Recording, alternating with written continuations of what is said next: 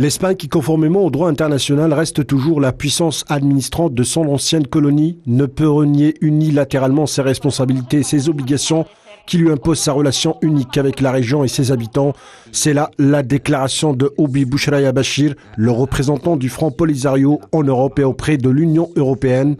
Le diplomate sahraoui souligne que la position exprimée par le gouvernement espagnol a conduit à des campagnes de condamnation, de rejet et de dénonciation menées par la majorité des forces politiques en Espagne, relevant que plus de 11 partis ont exigé la comparution dans le plus bref délai du Premier ministre espagnol devant le Parlement pour qu'il soit auditionné sur les raisons de ce revirement injustifié. Selon Obi Bouchraya Bachir, la nouvelle position exprimée par Madrid est en totale contradiction avec les positions des gouvernements espagnols successifs.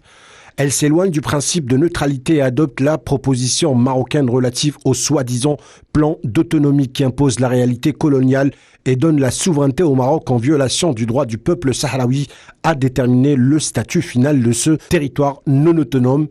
Soulignant que l'annonce de la nouvelle position de Madrid entre dans le cadre du rétablissement des relations entre l'Espagne et le Maroc après plus de 3 ans de tension.